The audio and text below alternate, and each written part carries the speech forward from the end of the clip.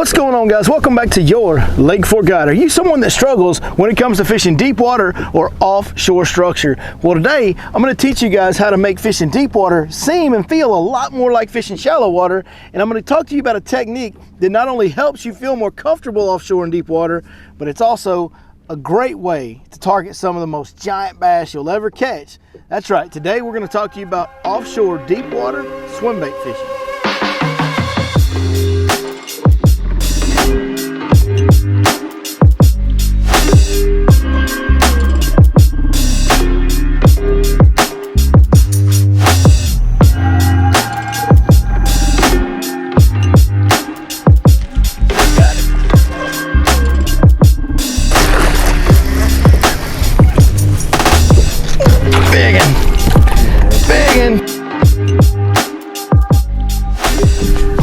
Well, for many of us, myself included, once upon a time, you get out here in the middle of the lake, it's like everything's just all open water, and it can be very overwhelming. Where can you find the needle in the haystack, so to speak? And that can be what it feels like when you're looking for bass on offshore structure in deeper water. All I can tell you guys is the more you do it, the better you feel about it. That's the obvious thing that everybody tells, well, you just got to do it, you just got to do it. Well, there is some techniques that you can adopt to help yourself feel more comfortable like you do in shallow water. There's also a couple of mental thoughts that you can have in your head to help yourself feel more comfortable fishing that deeper water. I would tell you this, the first thing is, for most bass fishermen, they say when they're fishing 20 foot of water, they're fishing deep water. Most places across the country, especially in the South, if you're fishing 20 foot of water, you are fishing pretty doggone deep. We really don't fish a whole lot deeper than that in most of the South throughout the year. Well, the first thing you got to wrap your head around is that 20 foot of water is not deep water, guys. And if you think it is, I want you to do me a favor. I want you to go stand on the very tip nose of your boat, right by the trolling motor head. And I want you to turn around and look at your motor. Guys, that's 20 feet. It's not very far at all. It's really not. And that goes into my next mental thought aspect, which are the first two things that I want you guys to learn in today's video. The most important part is the mental wrapping your mind around it so that you don't get overwhelmed. Staying under control in your mind so that you're not overwhelmed when you're offshore. With it not being deep, I think a lot of people, when we get offshore, we grab fish, we see some fish on our electronics, we mark them, and we just want to throw that one spot, right? You mark those fish right there, and that's the only place that you even cast. And you cast there a few times, maybe you change a few baits, you make 10 to 15 casts total there, maybe 20, 25, and then you're like, I guess they're just not biting. This school just won't bite. Whatever your excuse is, you move on to the next school. You go find another school, same result. Man, they're just not biting today. This school's not biting either. And that's where your mind goes.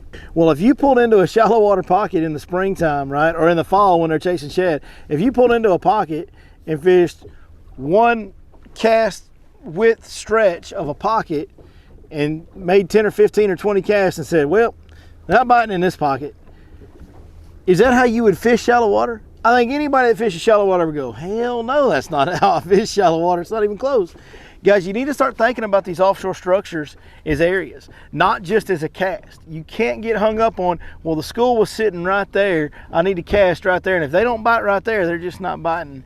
There is times when the exact cast can be the deal offshore, there's no doubt about it, when they will gang up and keep regrouping on a certain spot and keep biting on that same spot. That is part of offshore fishing.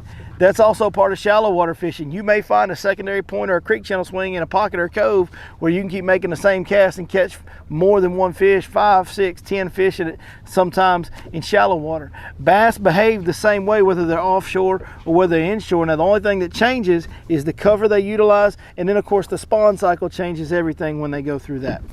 So what you need to do is you need to make deep water fishing feel like shallow water fishing. That's going to make your mind more comfortable. And right out here where I'm sitting right now, you can't see it, but right behind me is a fine example of that. I'm sitting on a point, but the tip of the point's on over there.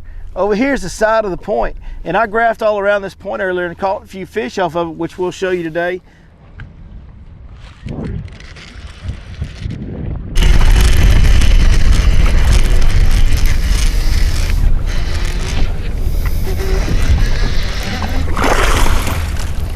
Get up here. First one of that deep school. Just a little guy, but we got a little group of them out there. A little underspin swim bait right there. Oh, smashed. Oh, discontinued swim bait. Top secret guys stuff.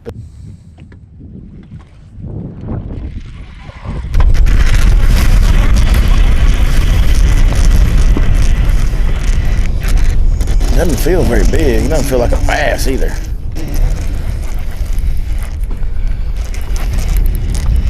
It doesn't feel like a bass at all. It is. It's a little one. Just a little guy. All right. Number 2, just a little one.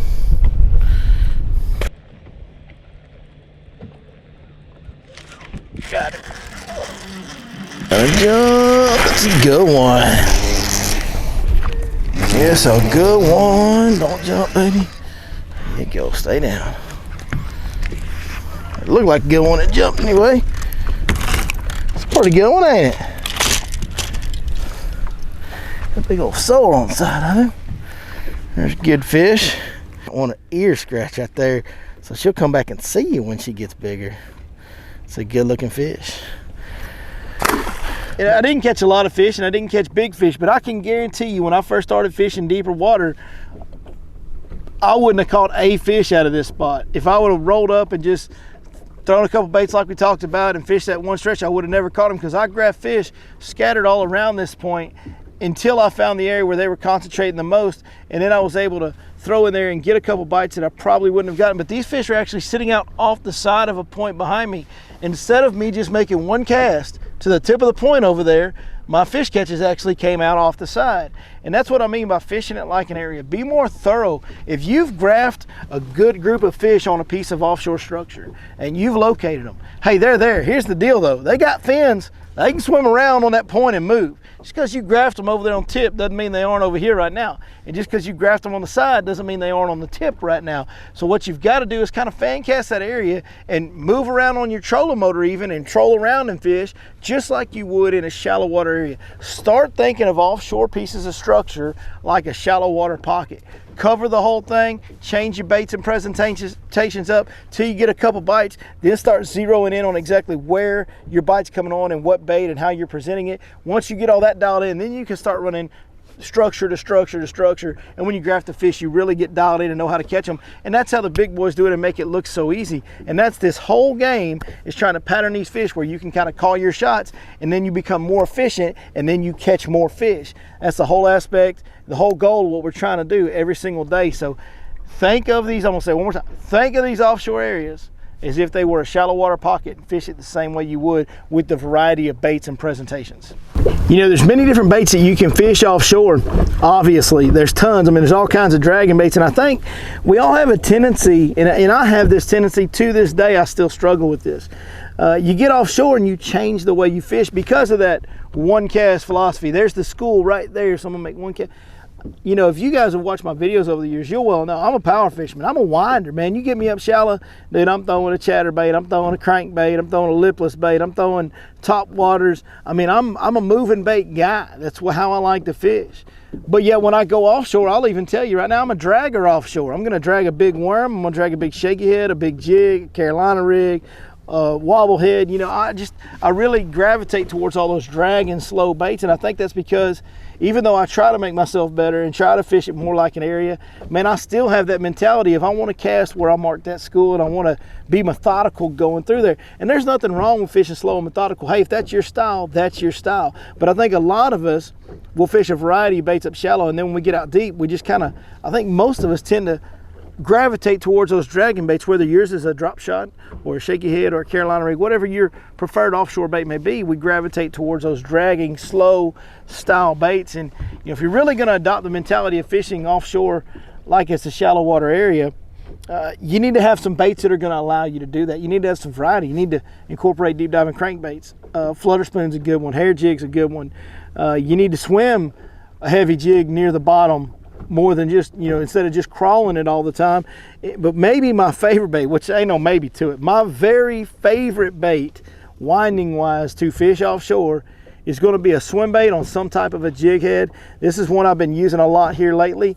It's a 1/2 ounce underspin jig head, and that's an old discontinued swim bait, but you can put any swim bait you want to on there. I've been throwing the Kitech Fat Swing Impact bait on there a lot. I've also been throwing this Smash Tech Hollow Body on there a lot as well. Just as you can see, gray type of shad colors, white's fine, any type of shad color's fine. Don't get too worried about that, especially in that deeper water. But man, this is my favorite bait for offshore fishing, for me to cover water and be a winder like I like to be up shallow. Now, when I want to get real serious, especially on Lake Fork, we got all them big fish, we'll go ahead and go to the regular old jig head with a big hollow body on it. So this is like a 6 or 7 inch hollow body from Smash Tech, and this is a 1 ounce jig head. You can also throw it on a 3/4 ounce jig head. But these are the types of baits that I like to throw offshore when I'm wanting to cover water. Now, I'm gonna walk you through the gear for both of these real quick. You know, these underspin heads tend to have thinner wire hooks, and for whatever reason, this is kind of a one-off, has a heavier hook. Most of the underspins that I've gotten from 6 Sense or from anybody else have a pretty thin wire hook in them, so I do throw it on lighter line and lighter tackle most of the time. 1/2 ounce is gonna be the one I throw most of the time for fishing deeper water. Today I'm fishing 25, 27 foot deep. Here lately on Fork, I've been fishing 22, 25 foot deep. Earlier in the year we were fishing 15, but anything deeper than about 10 foot, I'm probably gonna throw a 1/2 ounce on the underspin head. That's about as big of an underspin as you're gonna find with the quality underspins on the market today. They just don't seem to make them in 3/4 and 1 ounce very often. But that 1/2 ounce will stay near the bottom, and I'll show you guys how to present it to keep it near the bottom here in just a little bit. So 1/2 ounce jig head, swim bait of your choice. Like I said, this is the old discontinued one, been throwing the Kitech a lot. Hey, I'm throwing this on 15-pound fluorocarbon line. That's pretty light line for us around here in East Texas with the big fish and the heavy cover. I'm throwing it on a 7-1 medium heavy rod. Also, that's a pretty light rod for us around here. And then I'm throwing it on a loose hyper mag, and really it should be on like a 6.5 to 1 gear ratio reel. That would make it easier. I'm a little weird. I like all my reels to be high speed, so this is a 7.5 to 1. My mentality on high speed reels is I can always slow my hand down. I can always mentally focus and force myself to present the bait slowly, okay? But there's nothing that makes up for having that high speed gear ratio reel when a fish runs right at you. So I like to have, excuse me, I like to have all of my reels in higher gear ratios. So that's the gear for that one there. On the big bait, you can throw this, see how big that hook is, guys? That's like a 7-aught, 8-aught type of hook in that jig head right there. And most of these big 1 ounce jig heads are gonna be that way. You can throw it on a big rod. You can throw it on a full-blown swim bait rod, a 7-10, 8-foot. This right here is a 7-9 heavy action rod. I'm throwing it on 20-pound fluorocarbon line, and again, the same reel. It's not the same model reel, but same gear ratio reel, 7.5 to 1 as well. Make sure I'm not lying to you guys here. Yep, 7.5 to 1. Like I said, I like all mine to be high speed. Realistically, I would recommend most people, especially if you're starting out with this, to be at a 6.5 to 1, because you do have to have some reel handle discipline to keep this bait near the bottom. Before we get up on the deck and show you guys how to fish this bait, let's talk a little bit about the types of areas that we're going to be fishing. It's going to be pretty simple, especially the later in summer we get like we are now. Anywhere that has a super steep drop. The steeper the drop, the bigger the drop off near a plateau, the better. Now this can be a point on the side or the end of a point. This can be a roadbed. This can be a pond dam. This can be a hump.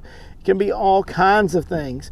I really like points the best, especially points that have creek channel swings up against the side of them. That generally creates as close to a bluff wall underwater as we have in East Texas. It creates a situation with that bigger, steeper drop.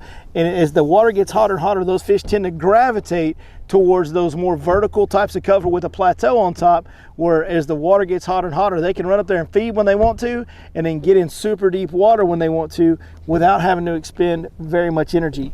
The hotter it gets, I always tell people, smaller tops and sharper drops. Early in the spring, those long, flat kind of points tend to be the deal more so. Later in the summer, humps, old bridges, road, pond dams, things like that, they have smaller tops and steeper drop-offs on the side. So just remember, later in summer you get smaller tops and sharper drops. That's going to be the structures they tend to group up on. More important than anything, they could be on any of it. Trust your electronics. Get good with your electronics. Know what you're looking at. Know how to interpret what you're seeing, and then make sure that you can identify bass on your electronics. All that being said, let's get on the front deck and show you guys how we retrieve these baits to get these fish to bite. Whether it's a little one or the big one, as with just about any offshore bait that you're gonna throw, a long cast is super important. You gotta get that bait down there. You wanna get a lot of line out there and present the bait to the fish as long as possible. A lot of fishing techniques, an important factor is keeping the bait in a strike zone, a strikeable position as much as possible. One big key to that right off the bat is gonna be making a super long cast. Throwing into the wind, that's about as far as I can throw it. Now, if you'll notice, I'm watching my slack run away from me. I want that bait to get all the way to the bottom, so it's still falling. I'm watching it fall. I'm making sure it has slack line so that the bait falls straight down, but I'm watching that slack run away from me. It's still running. And this is the 1/2 ounce underspin head here. All right, just hit the bottom. Now I'm gonna point my rod down. Now, like I said, you wanna keep this bait near the bottom. You wanna get it off the bottom, but you want it to be near the bottom. Unless on your electronics, you're seeing those fish suspended, then you're gonna wanna try to maintain that bait just above the level where they are suspended. These fish today are hanging relatively close to the bottom, so I can just use the bottom as my measure, get it off the bottom just a little bit. If I'm keeping it anywhere between 2 and 5 feet from the bottom, I'm in a strikeable position, which is what really matters. So I'm gonna point my rod tip down, and I'm just gonna start slowly reeling. Now remember, 7:5 to 1 gear ratio reel. Look how slow I'm reeling, guys. I mean, I'm barely crawling this thing. And what I'll even do is after about 8 or 10 cranks, I'll just stop. Okay, that bait hit the bottom. So I'm staying really close to the bottom. So now I can speed it up just a little bit, and I can feel it kind of bumping bottom right now. So we'll speed it up a little bit. And then after 8 or 10 cranks, pause it. Took it a couple, 2 or 3 seconds, hit the bottom. That's about what you want. So we're at about the right pace now. I'm also coming slightly uphill right here. So that's gonna make it even that much easier to keep it near the bottom, because you know the bait's gonna gradually lift as it comes back to you. Well, when the ground's lifting as well, it's gonna make it easier to keep that bait close to the bottom. Now, one thing that may be the most important part about fishing this bait technique-wise, like I said, keeping it near the bottom is important. Pause it every once in a while. That way you have a measure on how close to the bottom you are. A lot of times when I pause it, it falls, they bite it. That's just, you get some bonus bites that way. I would say most of your bites come on the swim, but you do get some bonus bites on the fall. But maybe the most important part about technique-wise about fishing this bait, okay, is gonna be the way you set the hook. The way you set the hook on any bait should be determined by the size of the hook, the gauge of the hook. Think about it like this. If you had a little skinny finishing nail, you can go up to a soft piece of pine plywood and just push that finishing nail right into that board. But if you've got a big nail, big, thick, heavy gauge nail, you got to beat on it with a hammer to get it in there. Same thing with a hook. With these lighter wire hooks on these underspins, you do not need to be setting a hook. On that bigger swim bait, on the 1 ounce jig head, it's got a 7/0 hook. When they bite that thing, you can hammer down on that one. But on this underspin head, you better just load into it. It's like a crankbait hook set that most people think is the right way to set a crankbait. So as I'm reeling, if I get a bite, the other thing too is with a swim bait, they'll hit it and not get it. We know that about swim baits. They bump it, bump it, bump it before they finally get it. So whether it's the big one or the little one, you're reeling along, you feel bump, bump. You just keep reeling at the same pace. You don't stop. Maybe you want to pause it, feed it to them a little bit, let it fall, then pick it back up at the same pace. But you just want to present the bait the way you would present it, despite the fact that they're biting it. Now, when they bite it and it starts to load up, you do not want to jerk on this bait. All you want to do is start pulling, and that's literally about as fast as you pull. You just go like that. But the main thing is your reel handle. If you'll notice on the fish catches that I've caught, I start pulling, but my reel handle really gets engaged. I start turning that reel handle. You're really setting the hook with the reel handle as much as you are the rod. And what I always tell everybody as a rule of thumb, you can pull as hard as you want to on these fish with these lighter wire hooks, but you cannot jerk on them at all. If there's any snap in your hook set, you are doing it wrong, and you're gonna lose fish and you're gonna miss hookups. You know, one other cool thing about this bait right here is it is phenomenal with live sonar. So for you guys that are getting into the live sonar gig and wanting to learn how to do that, wanting to get better at that, this is a technique that coincides with that very, very well. It shows up on live sonar very well. You can pause it, let it fall, hold it up, shake it. You can hold that bait like that and it almost hovers right over them. It is a very, very good technique to use with live sonar. So just another added bonus makes this another reason this is a great, great bait.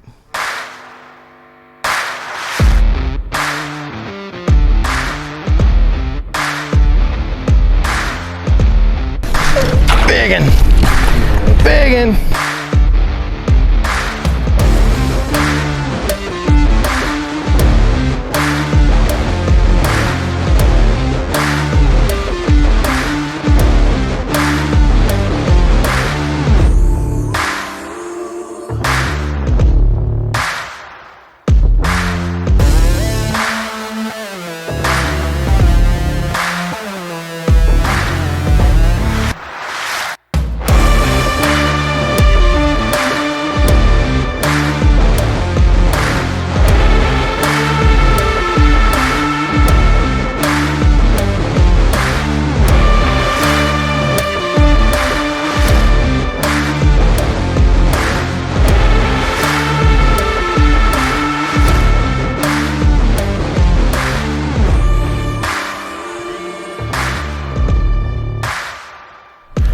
Well, guys, I'm gonna keep on fishing, but man, I just want to tell you guys, I appreciate you guys watching this video.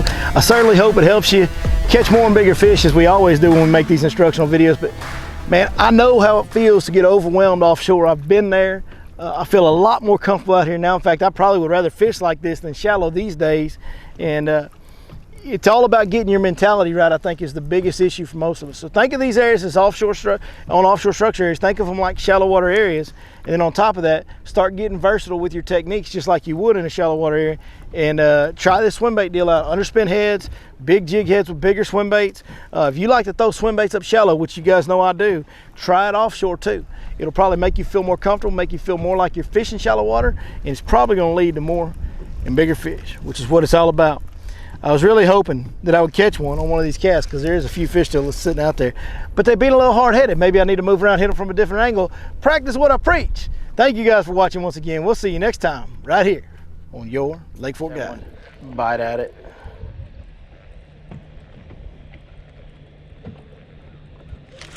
Got it.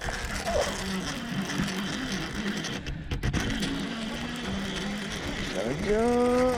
Good one. Yes, a good one. Don't jump, baby.